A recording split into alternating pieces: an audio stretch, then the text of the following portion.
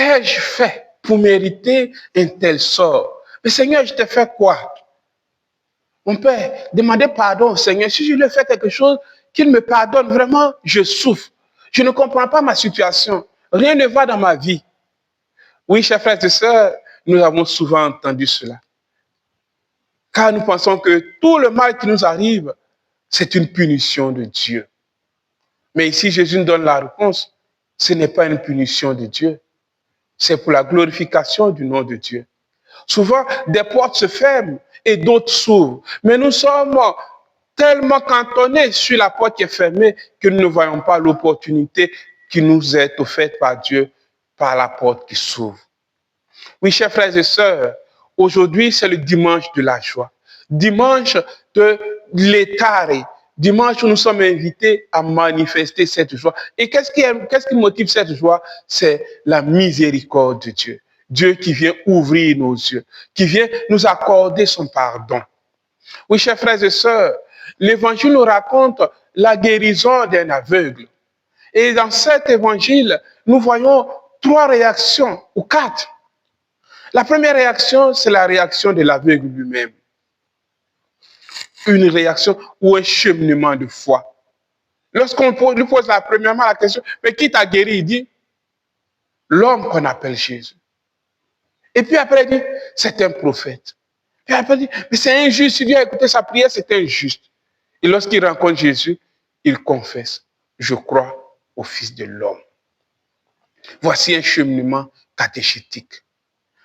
La deuxième réaction, c'est la réaction des scribes, des pharisiens, des chefs, qui ne voient pas l'œuvre de Jésus, qui ne voient pas l'œuvre de Dieu. Ils disent, mais c'est un pécheur cet homme-là. Il refuse d'ouvrir les yeux pour voir Dieu qui se manifeste à travers Jésus. De reconnaître que Jésus est le Messie. Il refuse de se convertir. Il y a la réaction de la foule. La foule qui est indifférente au miracle. Dis, mais ce n'est pas l'aveugle là. Non, mais c'est quelqu'un qui lui ressemble. Est-ce que quelqu'un aveugle qui est né, qui m'a dit ici, est-ce qu'il peut être guéri? Il ne recherche pas à savoir qui l'a guéri. Et les parents de l'aveugle, on leur pose la question, mais c'est votre fils, il est guéri, qui l'a guéri? Et bon, notre fils, c'est notre fils. Mais qui l'a guéri, on ne sait pas.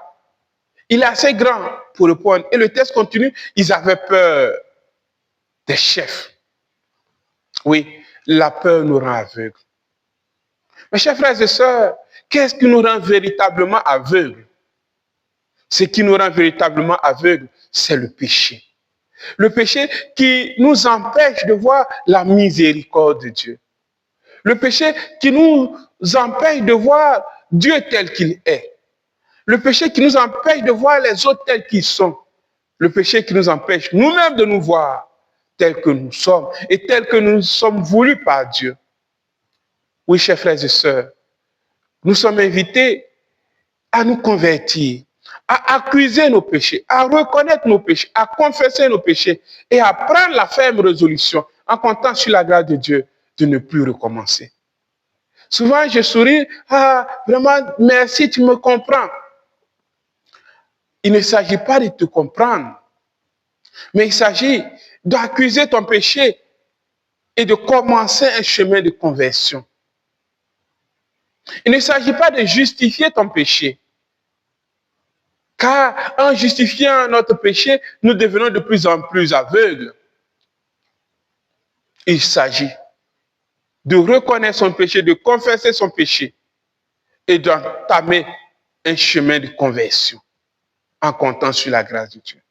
Je voudrais vous partager pour finir cette pensée de Saint Augustin qui commentait l'évangile de Saint Jean, le chapitre 12 de l'évangile de Saint Jean, qui dit, Dieu accuse tes péchés. Si tu en fais autant, tu te joins à lui. Quand ce que tu fais commencera à te déplaire, alors tu commenceras à faire le bien. Puisque tu accuses les œuvres mauvaises, tes œuvres mauvaises. Le commencement du bien n'est autre chose que la confession du mal. Bon dimanche à vous. Soyez dans la joie, que Dieu nous donne la grâce de compter sur sa miséricorde, de faire des efforts pour sortir de nos péchés et surtout pendant ce temps de préparation pénitentiaire à la Pâque, confesser nos péchés.